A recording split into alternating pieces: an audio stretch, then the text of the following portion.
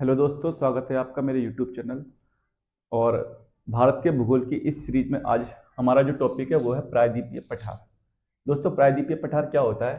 तो प्रायद्वीप एक ऐसा हिस्सा होता है जो तीन ओर से जल से घिरा हुआ हो, इसे हम बोलते हैं प्रायद्वीप। और पठार एक ऐसी आकृति होती है जिसकी हाइट तो होती है लेकिन वो ऊपर से सपाट होता है, मेज की आकृति का होता है, उसको हम बोलते हैं पठार। दोस्तों, भारत की ये जो आकृति दिखाई दे रही है आपको, त्रिभुजाकार आकृति, ये प्रायद्वीपीय पठार कहलाता है। इसके इस तरफ अरब सागर एवं दूसरी तरफ पूर्वी तरफ बंगाल की खाड़ी है। ठीक है, और इसके नीचे की ओर हिंद महासागर स्थित है। तो दोस्तों, ये तीन ओर से जल से घिरा हुआ भारत का प्रायद्वीपीय पठार है। दोस्तों, जो भारत का प्रायद्वीपीय पठार है, इसकी आकृति कैसी है? त्रिभुजाकार। ठीक है, कैसी आकृति है? त्रिभुजाकार। और यह भारत के सबसे अधिक भूभाग पर फैला है। ठीक है, इसका क्षेत्रफल की अगर हम बात करें तो ये लगभग 15 लाख वर्ग किलोमीटर क्षेत्रफल पर फैला है, जबकि मैदान 7.5 लाख वर्ग किलोमीटर पर है।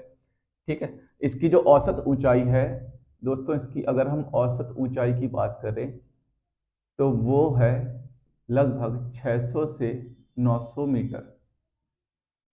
ठीक, इसकी हम विशेषताओं की बात करें तो दोस्तों, यहाँ पर अरावली की पहाड़ियां भी हैं, जो उत्तर पूर्व में गुजरात के पालनपुर से लेकर दिल्ली रिज तक फैली हुई हैं। इसी दिल्ली रिज पर रायसीना हिल्स है, जिस पर राष्ट्रपति भवन स्थित है।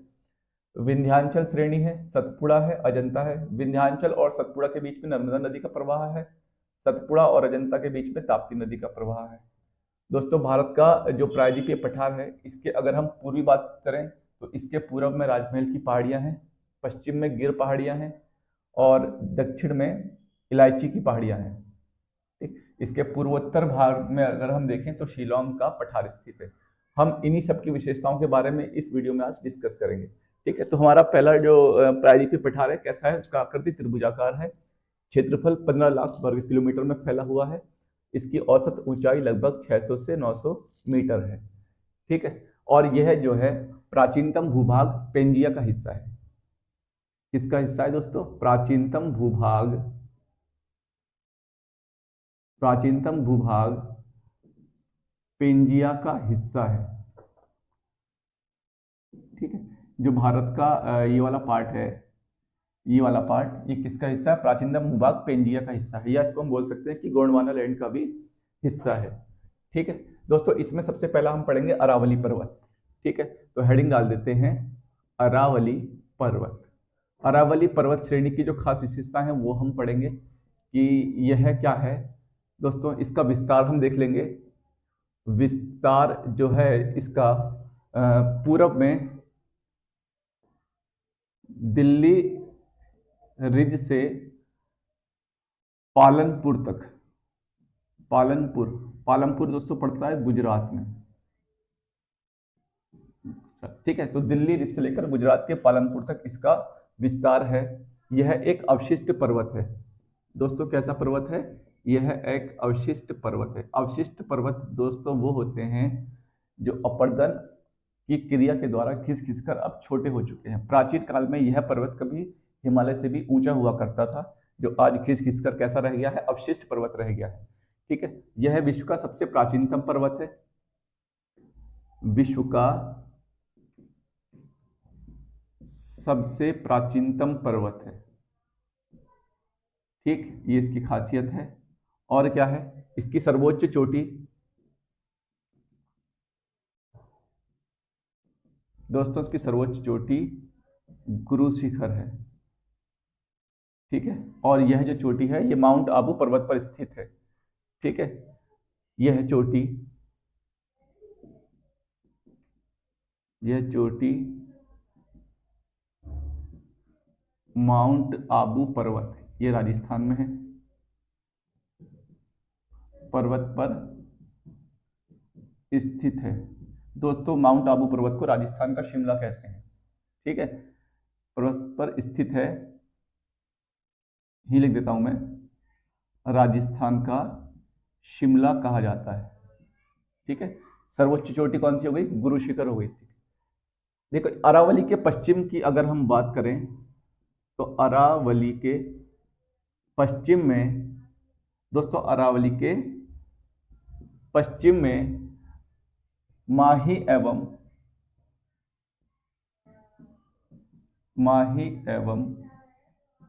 लूनी नदी निकलती है। माही एवं लूनी नदी निकलती। दोस्तों लूनी नदी कच्छ के रण में ही विलुप्त हो जाती है। ठीक है, लूनी नदी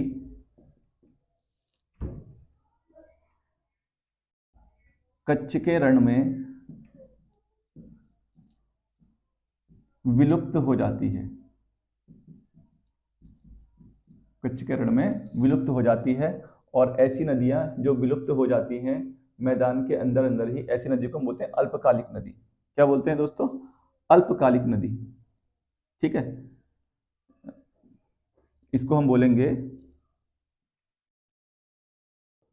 अल्पकालिक नदी, या इंग्लिश में बोलते हैं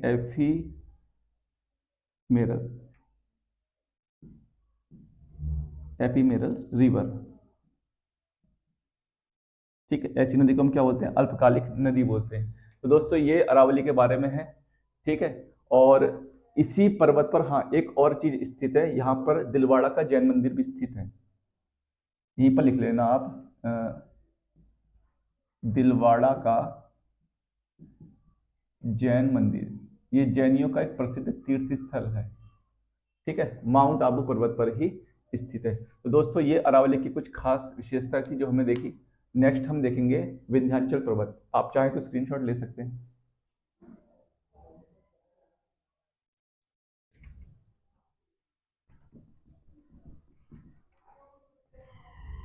ठीक है दोस्तों, विंध्याचल पर्वत श्रेणी।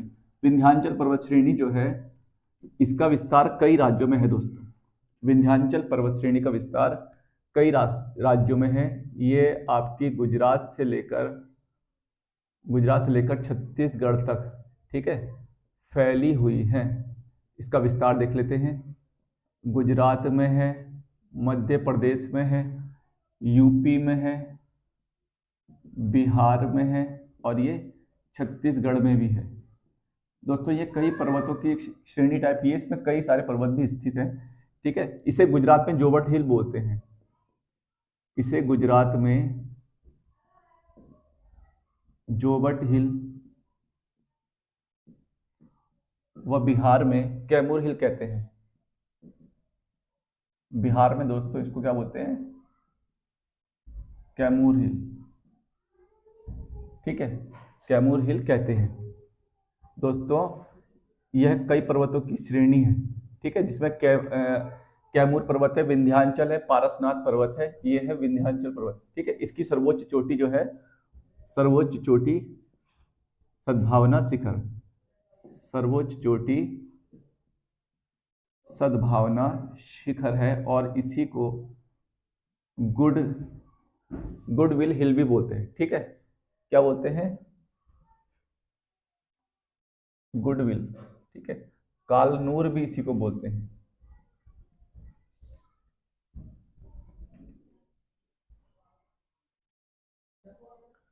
ठीक, इसी को बोलते हैं कालूनर पर्वत चोटी। कालनूर कालनूर पर्वत चोटी भी इसी को बोलते हैं। ठीक है दोस्तों, तो यहाँ से जो कई सारी नदियां निकलती हैं, सोन है, बेतवा है, केन है आदि, इन नदियों का यहाँ से उद्गम भी होता है। ठीक है, इसके बाद जो अगला पर्वत श्रेणी है वो है सतपुड़ा पर्वत श्रेणी। ठीक, तो अगली जो श्रेणी है उसको लिख लेते हैं सतपुड़ा पर्वत श्रेणी। दोस्तों सतपुड़ा पर्वत श्रेणी जो है यह भारत में एकमात्र ब्लॉक पर्वत है। सतपुड़ा पर्वत श्रेणी का जो विस्तार है ये भी देख लेते हैं। ठीक है, गुजरात, मध्य प्रदेश, छत्तीसगढ़ तक ये फैली हुई हैं। ठीक है, गुजरात, मध्य प्रदेश और छत्तीसगढ़ तक फैली हुई हैं। और यह भारत में एकमात्र ब्लॉक पर्वत है। ब्लॉक, या इसको जर्मन भाषा में हॉस्ट भी बोलते हैं। ठीक है, ब्लॉक पर्वत है। इसकी पश्चिम से पूर्व अगर हम देखें तो राजपीपला की पहाड़ियां हैं। ठीक है दोस्तों, देख लेते हैं कौन कौन सी पहाड़ियां इस पर्वत श्रेणी में स्थित हैं। पश्चिम से पूर्व की अगर हम बात करें तो राजपीपला की पहाड़ी है। ठीक है, ये गुजरात में है। महादेव की पहाड़ी है, राजपीपला की पहाड़ी गुजरात में है। और महादेव की पहाड़ी दोस्तों ये मध्य प्रदेश में है। यहाँ पर राजपीपला की पहाड़ियाँ रहेंगी, ये मध्य प्रदेश में रहेंगी तुम्हारी महादेव की पहाड़ी।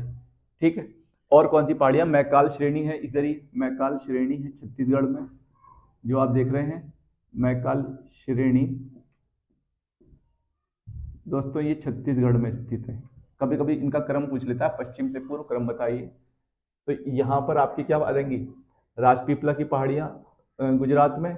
ठीक है, इधर महादेव की पहाड़ी और इधर मैकाल श्रेणी छत्तीसगढ़ में। ठीक है, छत्तीसगढ़ में एक दोस्तों नेशनल पार्क भी है, याद रखना, गुरु घासीदास। ठीक, इसके बाद देखते हैं अजंता श्रेणी। ठीक है, अजंता श्रेणी नेक्स्ट है हमारा, अजंता पर्वत श्रेणी। ठीक है, अजंता पर्वत श्रेणी के बारे में दोस्तों बस इतना से याद रखना है कि इसका विस्तार केवल महाराष्ट्र राज्य में है। एग्जाम में पूछ लेता है कौन सी पर्वत श्रेणी है जो केवल एक राज्य तक ही सीमित है। ठीक है, तो केवल इतना याद रखना, केवल महाराष्ट्र राज्य में फैली है, केवल महाराष्ट्र राज्य में फैली। ठीक, इसके बाद हम देखेंगे अगला मैकाल। हाँ, ये याद रखना दोस्तों, मैकाल पर्वत की सर्वोच्च चोटी कौन सी है? तो मैकाल पर्वत की सर्वोच्च चोटी अमरकंटक है। ये भी एग्जाम में पूछ लेता है। मैकाल पर्वत की सर्वोच्च चोटी दोस्तों लिखना अमरकंटक। यहां से कई नदियों का उद्गम भी हो रहा है। ठीक है, यहां से कई नदियों का क्या है? उद्गम है। दोस्तों ये अमरकंटक है, और अमरकंटक के जो हम देखेंगे इधर इसके पूरब से, ठीक है, सॉरी उत्तर से सोन और दक्षिण से महानदी। इसके उत्तर से एक नदी निकलती है सोन नदी, दक्षिण से एक नदी निकलती है महानदी, निकलती है इसके दक्षिण से महानदी निकलती है। ठीक है, और इसके पश्चिम से नर्मदा नदी निकलती है। इसके पश्चिम से एक नदी निकलती है जिसका नाम है नर्मदा नदी। ठीक है, इन नदियों का उद्गम अमरकंटक के पठार से होता है। ठीक, इसके बाद हम क्या देखते हैं, जो हमारे पठार हैं हम उनको विस्तार से देखेंगे। ठीक है, तो ये आप नोट कर लीजिए। इसके बाद हम पठार देखते हैं। ये भारत के मुख्य पठार हैं। ठीक है, जैसे मालवा का पठार है, दक्कन का पठार, छोटा नागपुर का पठार, इधर शिलोंग का पठार है, इधर दंडकारण्य का पठार है, इधर कर्नाटक का पठार। इनके बारे में कुछ खास इंपोर्टेंट पॉइंट्स है जो हम नोट भी करते चलते हैं। ठीक है, जैसे ये है मालवा का पठार। तो दोस्तों जो मालवा का पठार है इसका निर्माण बेसाल्टिक चट्टानों में अपक्षय के कारण काली मृदा के विकास से हुआ है। ठीक है, और दोस्तों जो काली मृदा है वो कपास के लिए बहुत अच्छी होती है। ये कपास के लिए उपयुक्त क्षेत्र है। इस क्षेत्र में चंबल, नर्मदा और ताप्ती मुख्य नदियां बहती हैं। चंबल नदी घाटी भारत में अवनालिका अपर्दन से सर्वाधिक प्रभावित क्षेत्र है, जिसे बीहड़ कहते हैं। दोस्तों अवनालिका अपर्दन जल का जो तेज बहाव होता है तो सतही मृदा के अपर्दन से इसे कई धाराओं में बांट देता है। इसी को हम बोलते हैं अवनालिका अपर्दन। ठीक है, इसी को कहा जाता है अवनालिका अपर्दन। दूसरा देखते हैं दक्कन का पठार। दोस्तों यह है दक्कन का पठार मैप में। ठीक, इसका निर्माण भी बेसाल्टिक चट्टानों के कारण हुआ है, और यह क्षेत्र भी काली मृदा के विकास के लिए बहुत ज्यादा उपयुक्त है। इसका निर्माण ज्वालामुखी के दरारी उद्भेदन से हुआ है, और सतपुड़ा श्रेणियां जो हैं वो दक्कन के पठार का ही एक भाग है। ठीक है, इसके बाद दोस्तों देखते हैं अगला छोटा नागपुर का पठार। इसका विस्तार मुख्य रूप से झारखंड में होता है। दामोदर नदी रांची के पठार को हजारीबाग के पठार से अलग करती है। दोस्तों यहाँ पर एक नदी है, इसका नाम है दामोदर नदी। ठीक है, यहीं पर रांची का पठार है, और यहाँ ऊपर हजारीबाग का पठार है। रांची के पठार को हजारीबाग के पठार से कौन अलग कर रहा है? दामोदर नदी कर रही है। ठीक है, इस छोटा नागपुर के पठार की जो सर्वोच्च चोटी है वो पारसनाथ हिल है। दोस्तों ये छोटा नागपुर के पठार की भी सर्वोच्च चोटी है, और ये झारखंड की भी सर्वोच्च चोटी है। ठीक, अगला देखते हैं मेघालय का पठार। दोस्तों जो मेघालय का पठार है यह प्रायद्वीपीय पठार का पूर्वी विस्तार है, ठीक है, ये वाला। और यह है यहाँ पर राजमहल और इधर गारो की पहाड़ियां हैं। राजमहल गारो गैप या मालदा गैप के द्वारा यह अलग हुआ है। गारो, इसमें पश्चिम से पूर्व की ओर ये 3-4 पहाड़ियां हैं, गारो, खासी, जयंतिया और मिकिर की पहाड़ियां हैं। दोस्तों ये गारो, खासी और जयंतिया जनजातियों के नाम भी हैं। खासी पहाड़ी के दक्षिण में एक जगह है भारत में जिसका नाम है मासिन राम, और यह मासिन राम जो है विश्व का सर्वाधिक वर्षा वाला स्थान है। यहाँ विश्व में सबसे अधिक वर्षा होती है, ठीक है। और वर्षा होने का कारण है यहाँ की जो पर्वत हैं वो कीपाकार आकृति के हैं, इस प्रकार की आकृति के हैं, कीपाकार, ठीक है। एक बार दोस्तों जब इसमें हवा फंस जाती है तो यहाँ से निकल नहीं पाती और यहीं आपस में टकराते हुए यहीं वर्षा करती जाती है, ठीक है। इसी को बोलते हैं कीपाकार आकृति का, कीपाकार आकृति। तो ये सबसे अधिक वर्षा वाला स्थान कौन सा है? मासिनराम, ठीक है। और ये भारत का ही नहीं विश्व का भी सर्वाधिक वर्षा वाला स्थान है। मेघालय की सर्वोच्च चोटी जिसको हम बोलते हैं नोकरेक, ठीक, ये मेघालय में ही स्थित है। और इसी नोकरेक जो जगह भी है नोकरेक, यहाँ पर एक नोकरेक नेशनल पार्क भी है, ठीक है। दोस्तों अगला देखते हैं दंडकारण्य का पठार। जो दंडकारण्य का पठार है इसका विस्तार ओडिशा, छत्तीसगढ़, आंध्र प्रदेश और तेलंगाना में है। यह क्षेत्र टिन धातु के लिए बहुत उपयोगी है, ठीक है। और जो भारत में टिन धातु है वो सबसे अधिक जिसका उत्पादन होता है वो बस्तर क्षेत्र में होता है, और बस्तर क्षेत्र छत्तीसगढ़ में स्थित है। इसी क्षेत्र से गोदावरी की सहायक नदी है इंद्रावती, उसका उद्गम होता है। दोस्तों एक पठार इसमें भी रह गया है, कर्नाटक का पठार। जगह नहीं थी तो इसलिए आया नहीं पाया था इसमें। कर्नाटक के पठार की जो खास बात है दोस्तों, यहाँ पर एक चोटी पाई जाती है जिसका नाम है कुंद्रेमुख चोटी।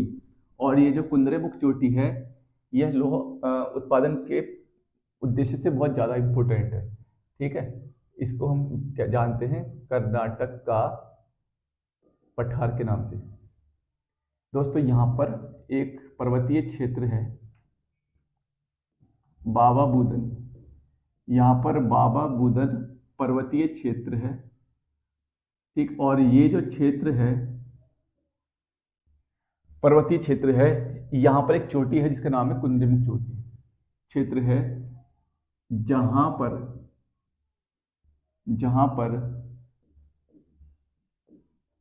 कुंद्रेमुख चोटी स्थित है, ठीक है। कुंद्रेमुख चोटी स्थित है जो लौह अयस्क के भंडारण के लिए, दोस्तों लौह अयस्क के भंडारण के लिए प्रसिद्ध है, ठीक। दोस्तों आपको पता होगा भारत में कितने प्रकार का लोहा पाया जाता है? लोहे के 4 अयस्क हैं, ठीक है, सिडेराइट, हेमाटाइट, लिमोनाइट और सिडेराइट, हेमाटाइट, लिमोनाइट, ठीक है। ये 4 प्रकार के लोहा अयस्क भारत में पाए जाते हैं। सिडेराइट, हेमाटाइट, मैग्नेटाइट और लिमोनाइट, ये 4 लोह अयस्क पाए जाते हैं भारत में। दोस्तों इसी क्षेत्र से शरावती नदी गुजरती है। शरावती नदी इसी क्षेत्र से गुजरती है जिस पर जोग जलप्रपात स्थित है। जोग नाम है दोस्तों उसका, गेरसोप्पा भी इसी का नाम है और महात्मा गांधी भी इसी का नाम है। जलप्रपात स्थित है, ठीक है। इसे भारत का सबसे ऊंचा जलप्रपात भी कहा जाता है, ठीक है। तो दोस्तों ये थे हमारे पठार। उम्मीद करते हैं कि आपको समझ में आए होंगे। इससे रिलेटेड कुछ इंपोर्टेंट क्वेश्चन है वो हम अब देखेंगे। धन्यवाद। स्वागत है आपका दोस्तों इस टेस्ट में। वीडियो से रिलेटेड कुछ इंपॉर्टेंट क्वेश्चंस है जो कि एग्जाम में आए हुए हैं और आगे आने की भी इनकी संभावना है। तो चलिए शुरू करते हैं। हमारा पहला प्रश्न है, गारो, खासी और जयंतिया की पहाड़ियाँ निम्नलिखित में से किसका भाग है? दोस्तों मैंने आपको बताया था जब पढ़ाया था तो कि गारो, खासी और जयंतिया और मिकिर भी था इसके साथ, इनकी पहाड़ियाँ जो हैं ये दक्कन पठार का भाग हैं। तो सही उत्तर हो जाएगा ऑप्शन बी। नेक्स्ट क्वेश्चन देखते हैं। निम्न में से कौन सा उत्तर से दक्षिण की ओर सही क्रम है? दोस्तों उत्तर से दक्षिण की ओर अगर हम देखें क्रम, तो मैंने बताया था सबसे ऊपर विंध्याचल है, उसके बाद फिर विंध्याचल के बाद एक नर्मदा नदी बह रही है इसके नीचे से, उसके बाद फिर सतपुड़ा है, सतपुड़ा के बाद जो नदी है वो ताप्ती नदी है। तो इसका सही उत्तर हो जाएगा option B. B is the right answer. Next question देखते हैं। दंडकारण्य क्षेत्र अवस्थित है, दंडकारण्य क्षेत्र कहाँ अवस्थित है? तो दोस्तों दंडकारण्य का जो क्षेत्र है वो झारखंड और छत्तीसगढ़ और उड़ीसा वाला क्षेत्र है। ठीक है, इसका सही उत्तर हो जाएगा ऑप्शन बी, छत्तीसगढ़ एवं उड़ीसा। नेक्स्ट क्वेश्चन देखते हैं।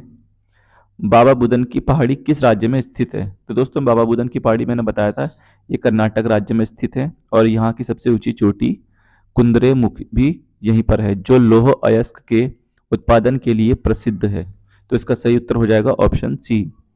नेक्स्ट क्वेश्चन देखते हैं। जोबट हिल किस राज्य में स्थित है? तो दोस्तों जोबट हिल मैंने बताया था ये विंध्याचल श्रेणी का हिस्सा है, और इन्हें गुजरात में जोबट हिल के नाम से जानते हैं। तो इसका सही उत्तर हो जाएगा जोबट हिल गुजरात में स्थित है। नेक्स्ट क्वेश्चन देखते हैं। निम्नलिखित में से कौन ब्लॉक पर्वत का उदाहरण है? दोस्तों बता चुका हूं ब्लॉक पर्वत का जो एकमात्र भारत में ब्लॉक पर्वत है वो कौन सा है? सतपुड़ा पर्वत है। ब्लॉक पर्वत को भी हॉस्ट पर्वत भी कहा जाता है।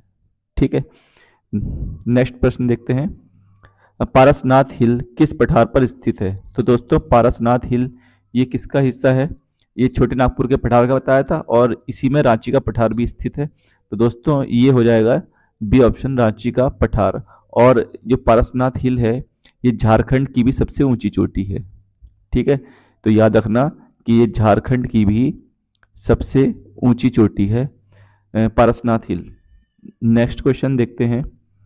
दिल्ली में स्थित राष्ट्रपति भवन निम्नलिखित में से किस पहाड़ी पर बना हुआ है? दोस्तों मैंने बताया था जो अरावली पर्वत है इसका विस्तार गुजरात के पालनपुर से लेकर दिल्ली के रिज तक है। ठीक है, और इन्हीं रिज पहाड़ियों में रायसीना की पहाड़ियां स्थित हैं। ठीक है, तो इसका दोस्तों सही उत्तर हो जाएगा option B is the right answer. दोस्तों ये जो अरावली की पहाड़ियां हैं ये ऐसे ऐसे विस्तार है इनका, कुछ कहीं कहीं पर प्लेन्स हैं, कहीं कहीं पर मैदानी है।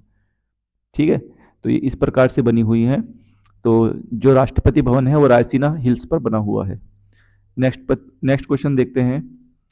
निम्नलिखित में से कौन सा भारत का सबसे बड़ा भौतिक प्रदेश है? दोस्तों मैं बता चुका हूं भारत का सबसे बड़ा भौतिक प्रदेश भारत का प्रायद्वीपीय पठार है। ये लगभग 15 लाख वर्ग किलोमीटर क्षेत्रफल पर फैला हुआ है। ठीक है, 15 लाख वर्ग किलोमीटर क्षेत्रफल पर। नेक्स्ट क्वेश्चन देखते हैं। मालवा का पठार किस राज्य से संबंधित है? दोस्तों ऑप्शन के हिसाब से अगर हम देखें तो मालवा का पठार निम्नलिखित में से सिर्फ मध्य प्रदेश राज्य से संबंधित है। तो इसका सही उत्तर हो जाएगा option B, Madhya Pradesh. Next question देखते हैं। गुजरात में स्थित जोबट हिल और बिहार में कैमूर हिल किस पर्वत श्रेणी का हिस्सा है? दोस्तों अभी भी बताया था कि ये विंध्याचल श्रेणी का हिस्सा है। नेक्स्ट क्वेश्चन देखते हैं। निम्नलिखित में से कौन सी नदी द्वारा रांची पठार को हजारीबाग पठार से अलग किया जाता है?